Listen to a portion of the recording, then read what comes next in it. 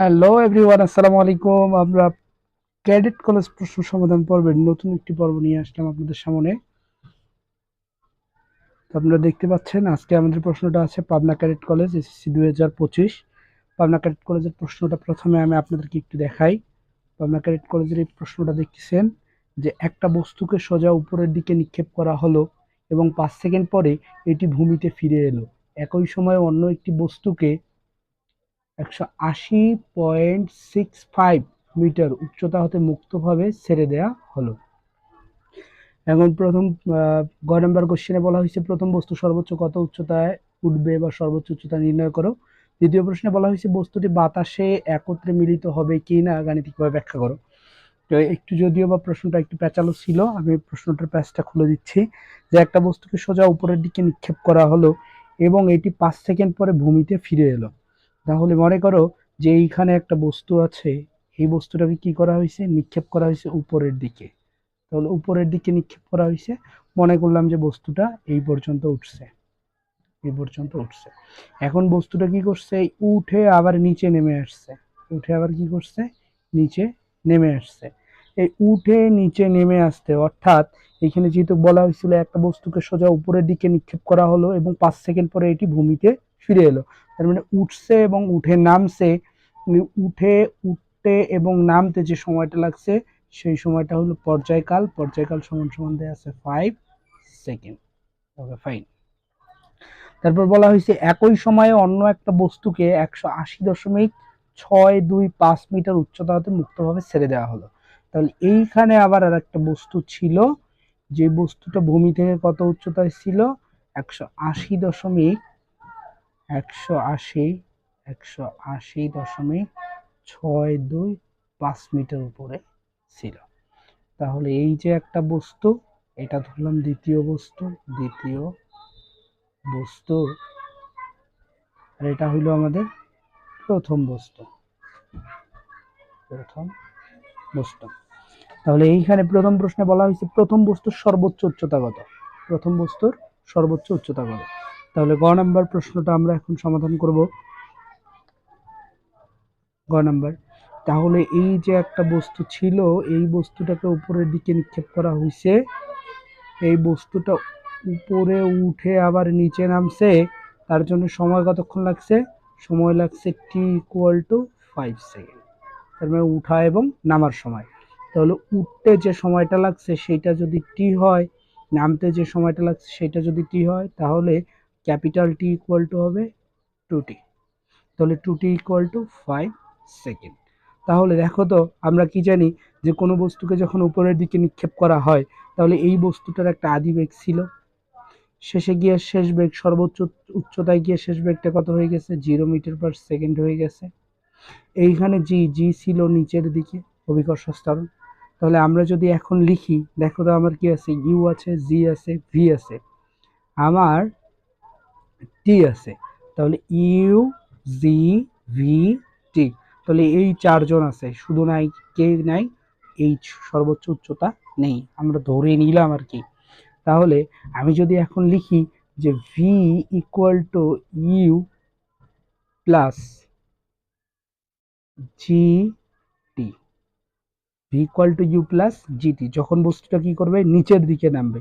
আবার V equal to U minus G T. তাহলে এটা যখন বস্তুকে যখন নিচ থেকে নিক্ষেপ করা হবে উপরের দিকে, তখন আমরা লিখবো কি, V equal to U minus GT. আবার যখন বস্তু কি করবে, উপর থেকে নিচের দিকে পড়বে, তখন লিখবো আমরা V equal to U plus GT.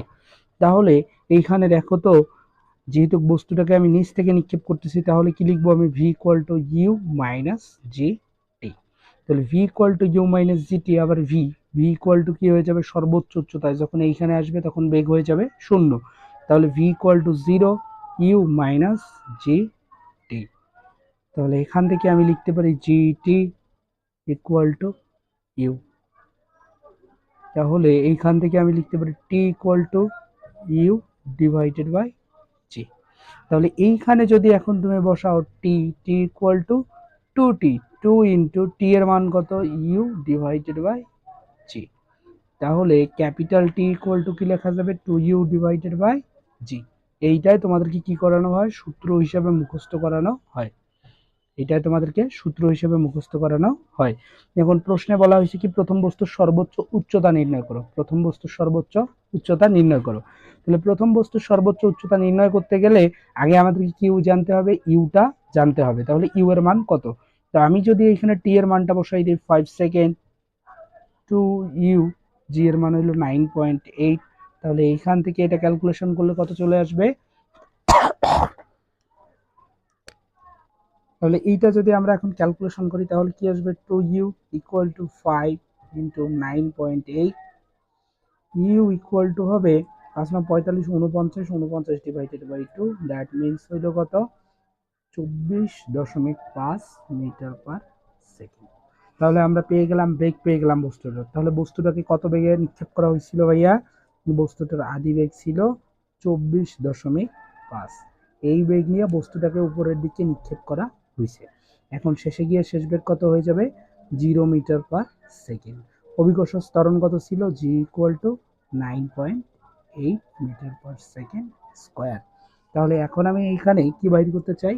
H বাইর করতে চাই। H equal to what? তাহলে এইচ ইকুয়াল টু কি হবে এখানে? তো আমরা জানি V square equal to U square. এইখানে প্লাস দিতাম যদি বস্তুটা নিচের দিকে নামতো, যেহেতু বস্তুটা উপরের দিকে উঠতেছে তাই কি দিলাম? -2 GH। ঠিক আছে। আবার এভাবেও চিন্তা করতে পারো যে ইউ হইল উপরের দিক, আদিবেগটা হইল উপরের দিক, কিন্তু কিন্তু জি এর মান সবসময় কোন দিক? জি এর মান সবসময় নিচের দিক। তার মানে ইউ এর দিক আর জি এর দিক আলাদা। তাহলে ইউ পজিটিভ হলে জি কি হয়ে যাবে? জি নেগেটিভ হয়ে যাবে। সর্বোচ্চ উচ্চতায় শেষ বেগ হয়ে যাবে 0। ইউ এর মান আমরা জানি 24.5 মিটার পার সেকেন্ড, তার উপরে square 2 into 9.8 into I don't know H. তাহলে এইখান থেকে আমি লিখতে পারি এইচ ইকুয়াল টু 24.5 তার উপরে স্কোয়ার। আচ্ছা, আমি যদি এইটা যদি এইখানে লিখি 19.6, এইটা গুণ করলে কত হয়ে যাবে? 19.6 হয়ে যাবে। তাহলে এইচ ইকুয়াল টু কত হবে? এইচ ইকুয়াল টু হয়ে যাবে 24, এটা হচ্ছে 600.25 divided by 19.6, that's equals to আসতেছে ডিভাইডেড বাই 19.6, এটা ইকুয়ালস টু আসতেছে 30.625 মিটার। তার মানে বস্তুটা 30.625 মিটার উপরে উঠবে। এবার দেখো পরবর্তী প্রশ্ন বলা হয়েছে কি ঘ নাম্বারে বলা হয়েছে ঘ নাম্বারে বলা হয়েছে যে বস্তু দুটি বাতাসে একত্রে মিলিত হবে কি না। তাহলে এই যে একটা বস্তু এইখানে ছিল, এই বস্তুটা ভূমি থেকে কত উপরে ছিল? 180 মিটার, 180.625 মিটার উপরে ছিল এই বস্তুটা। আবার এইখান থেকে একজন কি করছে? এইখান থেকে একটা বস্তুকে উপরের দিকে নিক্ষেপ করছিল। তো এইখান থেকে যে বস্তুটাকে উপরের দিকে নিক্ষেপ করা হয়েছে ভূমি থেকে, সেই বস্তুটার আদিবেগ আমরা কোথায় পাইছি? গ নাম্বারে পাইছি। গ হতে কত পাইছি? এটার আদিবেগ গ হতে আমরা পাইছি যে গ হতে যেটা পাইলাম আমরা সেটা এই যে তোমরা দেখতে পাচ্ছ যে 24.5 মিটার পার সেকেন্ড। তাহলে এটা আমরা লিখে রাখলাম 24.5 মিটার পার সেকেন্ড। ওকে, এখন এরা বলছে যে বস্তু দুটি বাতাসে একত্রে মিলিত হবে কিনা। তো আমি আপনাদেরকে আগেও বলছি, এখনো বলতেছি, যদি কখনো বলে যে বস্তু দুটি মিলিত হবে কিনা, একটা বস্তু আর একটা বস্তুকে ধরতে পারবে কিনা, কত সময় পর বস্তু দুইটা মিলিত হবে, কত দূরে গিয়ে বস্তু দুইটা মিলিত হবে, বাঘ হরিণকে শিকার করতে পারবে কিনা, তারপরে বিড়াল ইঁদুরকে শিকার করতে পারবে কিনা, তারা কখন গিয়ে শিকার করবে, তারা দুটা গাড়ি একটা গতিপথে যে একাধিকবার মিলিত হবে কিনা। তো এইরকম কোনো কোশ্চেন করলে আমরা ধরে নিব কি যে তারা ভূমি হতে বা এক্স মিটার দূরে গিয়া মিলিত হবে কিনা আমরা জানি না, কিন্তু আমরা ধরে নিলাম যে এক্স মিটার উচ্চতায় কি হবে? এক্স মিটার উচ্চতায় মিলিত হবে। তাহলে এক্স মিটার উপরে যদি মিলিত হয় তাহলে এই বস্তুটা উঠবে এক্স মিটার উপরে, তাহলে এই বস্তুটা কতটুক নামবে? এই বস্তুটা নামবে 180.625 মাইনাস এক্স মিটার। তাহলে এই বস্তুটা যখন ছুড়ে দেওয়া হয়েছে, এই বস্তুটাও তখন কি করছে? উপর থেকে নিচে নামা শুরু করছে। তাহলে এই এক্স মিটার উঠবে এবং এ 180.625 মাইনাস এক্স মিটার নিচে নামবে, এই দুইটা সময় কি হবে, দুইটা সময় সেম সময় হবে। তাহলে সময় দুইটার ক্ষেত্রে সময় কি হবে, সময় টি ইকুয়াল টু টি সেকেন্ড। কারণ এই বস্তুটা যখন ওটা শুরু করছে ওই বস্তুটা তখন নামা শুরু করছে, যেহেতু একই সঙ্গে উঠানামা শুরু করছে, তাহলে তারা যখন মিলিত হবে তাহলে তার এই যে এর এতটুকু, এ বেশি দূরত্ব অতিক্রম করছে, কম দূরত্ব অতিক্রম করছে, দূরত্ব অতিক্রম করা ফ্যাক্ট না, কিন্তু তারা যখন মিলিত হবে সেই সময়টা কি হয়ে যাবে, সময়টা সেম হবে। কারণ এর উঠার সময় এর নামার সময় দুটো সময় কি হয়ে যাবে, সেম হয়ে যাবে। কথা ক্লিয়ার? তাহলে এইটা ধরে নিলাম টি সময়। তো এইখানে দুইটার ক্ষেত্রে কি কাজ করতেছে, অভিকর্ষ ত্বরণ কাজ করতেছে। তাহলে এইখানে অভিকর্ষ ত্বরণ কাজ করতেছে নিচের দিক, এইখানে অভিকর্ষ ত্বরণ কাজ করবে কোন দিক, নিচের দিক। তাহলে আমি যদি প্রথম বস্তুর ক্ষেত্রে দেখি, দ্বিতীয় বস্তুর ক্ষেত্রে আদিবেগ কত, দ্বিতীয় বস্তুর ক্ষেত্রে আদিবেগ 0 মিটার পার সেকেন্ড। তাহলে এর আদিবেগকে u1, এর আদিবেগকে u2, এর অতিক্রান্ত দূরত্বকে বা এর অতিক্রান্ত উচ্চতাকে নাম দিছি আমি x, এবং ওর অতিক্রান্ত উচ্চতা সেটা হলো 180.625 মাইনাস এক্স মিটার। তো এখন যদি আমি লিখি যে দ্বিতীয় বস্তুর ক্ষেত্রে, দ্বিতীয় বস্তুর ক্ষেত্রে দ্বিতীয় বস্তুর ক্ষেত্রে তাহলে দ্বিতীয় বস্তুর ক্ষেত্রে আমি কি লিখতে পারবো, H two equal to UT plus half G T square, UT plus half GT square. কারণটা কি, কারণটা হইল যে বস্তুটা নামতেছে ও নিচের দিকে, স্মরণ হইতেছে নিচের দিকে, অভিকর্ষ ত্বরণও নিচের দিকে। তার মানে এইচ যদি নিচের দিকে প্লাস হয়, ইউও নিচের দিকে প্লাস হবে, জিও নিচের দিকে প্লাস হবে। জি যেহেতু নিচের দিকে কাজ করে তাই আমরা কি লিখতেছি, জি এর সামনে প্লাস লিখতেছি। এখন এইচ টু এর জায়গায় আমরা বসাই দিলাম 180.625 minus X is equal to U one এর মান কত, ইউ1 এর মান ইউ2, এটা হবে ইউ2 আর এইটা হবে ইউ1, কারণ বইয়ে বলে দিছে এইটা প্রথম বস্তু, এটা দ্বিতীয় বস্তু। ওকে, তাহলে ইউ2 এর মান 0 ইন্টু টি প্লাস হাফ, জি এর মান 9.8, টি এর মান আমরা জানি না। তাহলে এখান থেকে আমরা ক্যালকুলেশন করে পাইতেছি 180.625 মাইনাস এক্স ইকুয়াল টু, এইটা দিয়ে এইটা কেটে দিলে হয়ে যাবে 4.9, তাহলে 4.9 টি স্কোয়ার। ইকুয়েশন 1। এখন তোমরা বলতে পারো যে ভাইয়া আপনি কেন ইকুয়েশন 1 দিলেন আর আপনি বুঝলেন, আমরা তো বুঝছি না যে ওইখানে ইকুয়েশন 1 দিতে হবে। না ভাইয়া, তোমরাও বুঝো।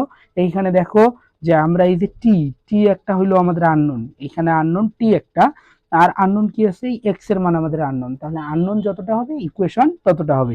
যেহেতু এখানে এক্স একটা আননোন, টি আর একটা আননোন, তার জন্য ইকুয়েশন কয়টা হবে, দুইটা হয়ে যাবে। তো এখন যদি আমরা দেখি প্রথম বস্তুর ক্ষেত্রে, তাহলে প্রথম বস্তুর ক্ষেত্রে কি হয়ে যাবে, প্রথম বস্তুর ক্ষেত্রে যেটা হয়ে যাবে H1 equal to U1T minus half G T square. কেন আমরা এইখানে মাইনাস ইউজ করলাম, কারণ প্রথম বস্তুটা উঠতেছে উপরের দিকে, প্রথম বস্তুটা উপরের দিকে উঠতেছে, তার মানে বেগের দিক উপরের দিক, ইউ এর দিক উপরের দিক। সরণ কোন দিকে হইতেছে, সরণটা হইতেছে আমাদের উপরের দিক, কিন্তু জি কোন দিক ভাইয়া, জি হইল নিচের দিক। তাহলে আমরা যদি একটু চিহ্নগুলো মিলাই, উপরের দিক যদি এইচ কে পজিটিভ ধরি তাহলে ইউও কি হবে, ইউ পজিটিভ হবে, কিন্তু জি এর দিকটা কি হয়ে যাবে, জি এর দিক যেহেতু নিচের দিক, তার জন্য আমরা এখানে কি ইউজ করব, মাইনাস ইউজ করব। তো তোমাদেরকে সাধারণত বলা হয় যে অভিকর্ষ ত্বরণ নিচের দিকে কাজ করে তাই আমরা উপরে উঠতেছে তাই আমরা মাইনাস, আসলে যদি তোমরা এইটাকে যদি মাইনাস দাও, এইখানে যদি মাইনাস দাও, এইখানে যদি প্লাস দাও, তবু অঙ্কটা হবে। তো আমি এগুলো নিয়ে কথা বলতে চাচ্ছি না, এগুলো আসলে ইন্টারমিডিয়েটের কোশ্চেন টাইপ, তো ওগুলো নিয়ে কথা বলবো না। একটু দেখো H1, তাহলে H1 এইখানে কত হবে, তাহলে প্রথম বস্তুর অতিক্রান্ত উচ্চতা কত, এক্স, তাহলে এক্স বসাই দিলাম। ইউ1 এর মান কত, 24.5 ইন্টু টি মাইনাস হাফ, জি এর মান কত, 9.8, টি এর মান কত, উই ডোন্ট নো, আমরা জানি না, এটা ফাইন্ড আউট করব। তাহলে এক্স ইকুয়াল টু কত আসলো, 24.5 টি মাইনাস এইটা দিয়ে এইটা কেটে দিলে হয়ে যাবে 4.9, তাহলে 4.9 টি স্কোয়ার। Okay fine. তাহলে এই যে আমাদের কি চলে আসলো, আর একটা ইকুয়েশন চলে আসলো, ইকুয়েশন 2। তাহলে এই ইকুয়েশন 2 আমরা কার মান পাইছি, এক্স এর মান পাইছি, সেই এক্স এর মানটা আমরা কোথায় বসাই দিব, 1 এ বসাই দিব। তাহলে 2 নং এর 2 নং এর এক্স এর মান এক্স এর মান এক্স এর মান কোথায় বসাই দেই? 1 নং এ বসাই। তাহলে বসাই দাও তো ভাইয়া, 1 নং এ বসাও। 1 নং এ বসাই দিলে কি হয়ে যাবে? 180.625 মাইনাস এক্স। এক্স এর মান কত ভাইয়া? 24.5t minus 4.9t square bracket is equal to কত হবে? 4.9t square. ওকে, তাহলে এখন দেখো 180.625 minus 24.5t plus 4.9t square is equal to 4.9t square. তো আমরা যদি এখান থেকে টি এর মান বাইর করি তাহলে এক্স এর মান বাইর করে আমাদের খুব সহজ হয়ে যাবে। তো একটু দেখো 180.625, তাহলে সব টি গুলোকে একদিকে করে নেই, তাহলে 4.9t স্কোয়ার মাইনাস মাইনাস কত হবে? 4.9t square. এই 4.9t স্কোয়ার এইদিকে চলে আসলো, আর এই যে মাইনাস 24.5t এটা হয়ে যাবে কি প্লাস 24.5t। তাহলে এটা এটা আর এটা কি হয়ে গেল? কেটে গেল। তাহলে এইখান থেকে আমি লিখতে পারি এটাকে যদি এই দিকে নিয়ে আসি তাহলে 24.5t is equal two 180.625 T is equal to হবে 180.625 ডিভাইডেড বাই 24.5। তাহলে এইটা ক্যালকুলেশন করলে কত আসবে? এটা ক্যালকুলেশন করলে আমি, তাহলে এখান থেকে আমরা পেয়ে গেলাম কত? 7.372 সেকেন্ড। তাহলে এখানে আমাদের কি আসছে? সময় পজিটিভ আসছে। তাহলে সময় পজিটিভ আসা মানে কি? উপরে কোথাও একটা মিলিত হবে। তো উপরে কোথাও একটা মিলিত হবে। এইখানে আমাদের সময় কি আসলো? সময় আসলো পজিটিভ, টি এর মান পজিটিভ আসছে। তো একটু দেখি, এইটা পজিটিভ আসছে ঠিক আছে, তাহলে উপরে কোথাও মিলিত হবে। উপরে কোথায় মিলিত হবে? এখন ভূমির উপরেও মিলিত হইতে পারে, তাই নয় কি? যেহেতু আমাদের টি এর মান কত আসছে? 7.327 সেকেন্ড আসছে। এখন দেখো তো, এই যে প্রথম বস্তুটার পর্যায়কাল কত ছিল? প্রথম বস্তুটা এই যে নিক্ষেপ করা হয়েছিল, বস্তুটা উপরে উঠে আবার ফিরে আসতে কত সেকেন্ড সময় লাগছিল? টি ইকুয়াল টু 5 সেকেন্ড সময় লাগছিল। ইকুয়াল টু কত সেকেন্ড সময় লাগছে? 5 সেকেন্ড সময় লাগছে। তাহলে টি ইকুয়াল টু 5 সেকেন্ড সময় লাগলো বস্তুটা কি করতে? বস্তুটার উঠে আবার নিচে নামতে। তাহলে এই বস্তুটা তো 7.372 সেকেন্ডের আগেই ভূমিতে পতিত হয়ে যাবে। 7.372 সেকেন্ডের আগেই, মানে 5 সেকেন্ডে ভূমিতে পতিত হবে। তাহলে এটা কি বাতাসে মিলিত হবে না ভূমির উপরে মিলিত হবে? এটা কখনোই বাতাসে মিলিত হইতে পারবে না, কারণ বাতাসে কতক্ষণ থাকবে? 5 সেকেন্ড। আমরা জানি কোনো বস্তুকে যখন আমরা শূন্যে উলম্ব তলে নিক্ষেপ করি, ওই বস্তুটা যতক্ষণ পর্যন্ত শূন্যে অবস্থান করে সেইটাকে কি বলা হয়? পর্যায়কাল বলা হয়। তো এইখানে বস্তুটার পর্যায়কাল কত সেকেন্ড দেয়া আছে? 5 সেকেন্ড দেয়া আছে। তার মানে বস্তুটা শূন্যে থাকবে কত সেকেন্ড? 5 সেকেন্ড। কিন্তু এই বস্তু দুইটা মিলিত হবে কত সেকেন্ড পর? 7.372 সেকেন্ড পর। দ্যাট মিনস বস্তুটা কোথায় মিলিত হবে? ভূমির উপর মিলিত হবে। তো তোমরা যদি এটার যদি উচ্চতা বাইর করো আরো সুন্দরভাবে বুঝতে পারবা। এই টি এর মানটা তোমরা যে কোনো একটা সমীকরণে বসাও, তো যে কোনো একটা সমীকরণ কোনটায় বসাবা? সাধারণত যেটা সহজ হয় সেইটায় বসাও। 2 নং সমীকরণে বসালে ডিরেক্ট এক্স এর মান পাওয়া যাবে। আচ্ছা দেখি 2 নং সমীকরণে বসাই দেই টি এর মান। আসলে কিন্তু বস্তুটা কি হবে না? বাতাসে মিলিত হবে না, এটা আমরা বুঝতে পারছি। কিন্তু তারপরে আমি তোমাদেরকে দেখাই টি এর মান কোথায় বসাই। টি এর মান 2 নং এ বসাই। 2 নং এ বসাই। বসাই দাও 2 নং এ। তাহলে x x is equal to কত? 24.5 ইন্টু টি এর মান হলো 7 কত পাইছি আমরা? 7.37। তারপর ছিল মাইনাস 4.9 ইন্টু 7.37। ওকে, তার উপর স্কোয়ার। তাহলে এইটা ক্যালকুলেশন করে দেখো মাইনাস মান চলে আসবে। 24.5 ইন্টু 7.37 মাল্টিপ্লাই করলে আসবে 180.565 মিটার মাইনাস 4.9 ইন্টু 7.37 তার উপরে স্কোয়ার। তাহলে এইটা কত আসতেছে? 266.15। তাহলে এইটা বিয়োগ করে দিলে কত হয়ে যাবে? বিয়োগ করলে আসতেছে তোমার 180.565।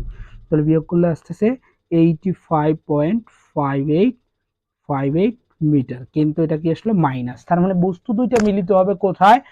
মাইনাস এত মিটার তাহলে মাইনাস এত মিটার মানে কি, আমরা সরণগুলো উপরের দিকে ধরছি কি ধনাত্মক, তাহলে মাইনাস যেহেতু আসছে তার মানে কি ভূমি থেকে আরো নিচে, অর্থাৎ বস্তুদ্বয় কোথায় মিলিত হবে না, শূন্যে মিলিত হবে না। ধন্যবাদ, আসসালামু আলাইকুম। এই ভিডিও থেকে যদি আপনারা বিন্দু পরিমাণ উপকৃত হন তাহলে অবশ্যই ভিডিওটা শেয়ার করবেন, লাইক করবেন এবং আমার চ্যানেলকে সাবস্ক্রাইব করবেন।